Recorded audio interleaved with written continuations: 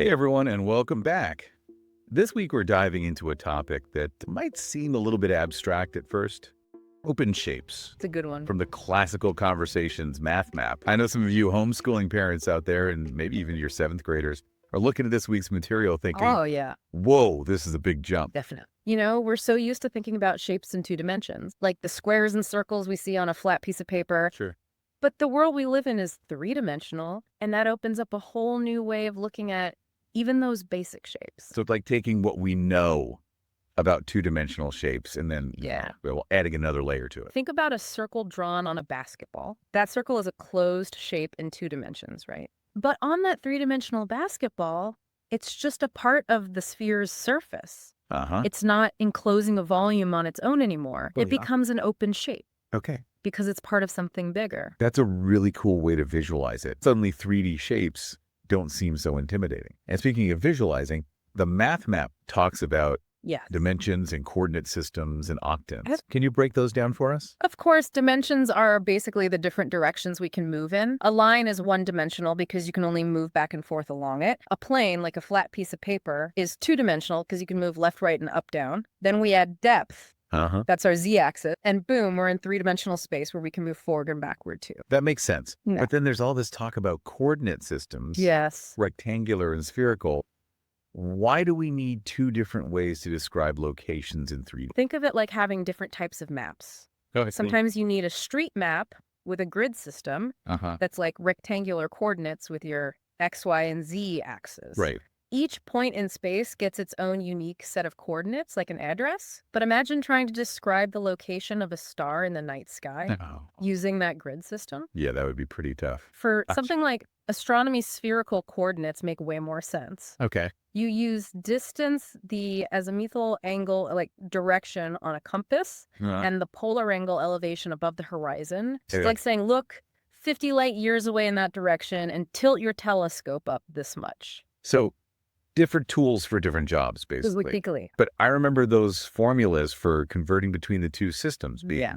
pretty intimidating. They can look scary at first, but they're just shortcuts to translate between those two mapping languages. It's essential to be able to switch back and forth because certain problems are easier to solve in one system versus the other. And don't forget octants. I remember those from the math map. They're like the neighborhoods of three-dimensional space. You got it. Okay. Those three axes divide 3D space into 8 regions called octants. Each octant is a combination of positive and negative directions along the X, Y, and Z axes. Just like on a map, you can use those positive and negative signs to pinpoint which octant a point is in. So it's like saying a point is located northeast and up in 3D space. Yeah. Pretty cool. And here's a fun way to think about it. If you're building a structure in Minecraft or creating a 3D model on a computer, Right. understanding octants helps you position objects precisely in your virtual world. Okay. It's like having a 3D blueprint. Whoa. So this isn't just some abstract mathematical concept. It has real-world applications. I'm starting to see why this week's math map is so cool. Absolutely. And we're just getting started. Next, we'll dive into lines and planes in 3D, which are like the building blocks of more complex shapes. All right. And trust me, when we start talking about things like skew lines, it gets really interesting. I know. I'm ready for it. All right. So we've explored how to locate points in 3D space using coordinate systems. Now let's talk about how lines and planes Okay. behave in this expanded dimension. I'm ready to go. But thinking about lines in 3D, Yeah. they can't just be straight But like on a piece of paper, right? it's not quite that simple. You see, in 3D, we need more information to define a line. Okay. Remember those vectors we discussed earlier? Uh-huh. Well, here's where they really come into play. To define a line in 3D, you need a starting point and a direction vector. It's like saying, start here and go that way. Exactly. The starting point tells us where the line begins, and the direction vector tells us which way it extends. So it's like giving someone directions. Start at the corner store, then walk 3 blocks east and 1 block north. Perfect analogy. And we can represent this mathematically using what are called parametric equations. They let us express any point on the line using a single variable, usually t.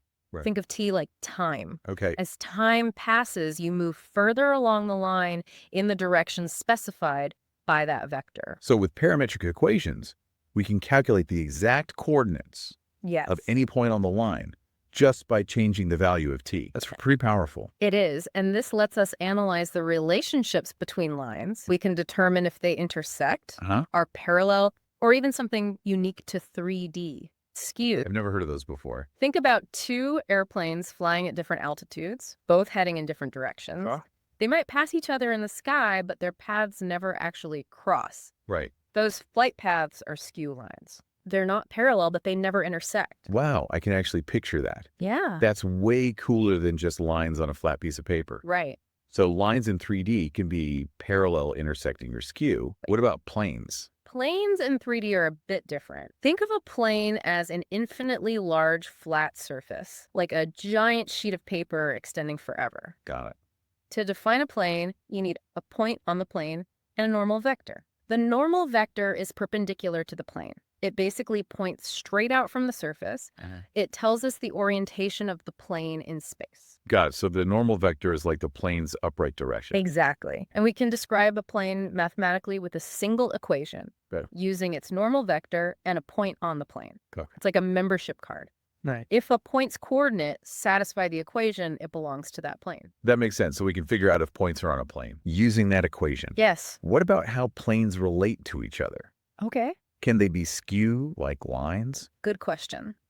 Planes can't be skew. They can be parallel, meaning they never meet, Right. or they can intersect. And when planes intersect, what happens? When planes intersect, they always intersect along a line. Okay.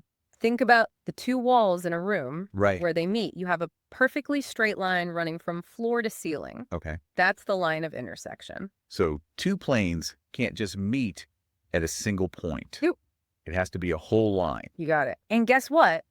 We can use systems of equations to figure out exactly where those lines of intersection are, or if those planes are parallel. It's like solving a 3D puzzle. This is all starting to click. And we're using vectors and equations to understand how they all fit together in 3D space. And here's where it gets even more interesting. Remember that domain relation range model Yes. mentioned in the math map? I was hoping we'd get back to that. Yes. I remembered it being mentioned in the source material, but I didn't quite grasp how it connected to everything else. Think of it like this. The domain is our starting point, like a flat sheet of paper. Right. The relation is the rule or the transformation we apply to that paper. Maybe we fold it, bend it, or stretch it in specific ways. And the range is the final 3D shape we end up with. Okay, so the domain is our 2D input. Yes, The relation is the 3D transformation. exactly. And the range is our 3D output. You got it. It's like those pop-up books where you open a flat page and suddenly a 3D castle appears. Exactly. Or think about origami. Right. You start with a flat piece of paper, follow a series of folds, and end up with a 3D grain or a flower. The same principle applies here. So we can actually use math to transform 2D shapes into 3D ones. And that's what we're doing when we're working with open shapes. Right. We're taking familiar 2D concepts and seeing how they play out in a 3D world. It expands our understanding of what shapes can be and how they relate to each other. This is blowing my mind.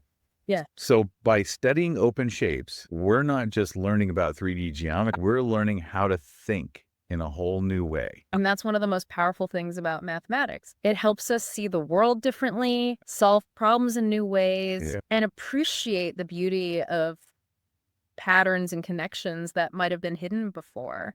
I'm so glad we're diving into this. Yeah. It's making me see the math map for this week in a whole new light, and I can't wait to share this with my 7th grader. We've covered a lot of ground, from understanding dimensions to exploring lines and planes in 3D. Now let's shift gears a bit and tackle some of the bigger, more philosophical questions that this week's Classical Conversations math map material has brought up. It's always exciting to reach this point in our deep dives where we move beyond the how-to and delve into the what-if. Yes. It's like we've laid the foundation and now we get to build something truly mind-blowing. One thing that really struck me from the math map was this quote by Philip Davis. One of the endlessly alluring aspects of mathematics is that its thorniest paradoxes have a way of blooming into beautiful theories. I love that quote. It feels so relevant to our discussion about open shapes. Open shapes, in their own way, are a paradox. They challenge our preconceived notions of what a shape is supposed to be. Right. Closed, contained, finite. Right.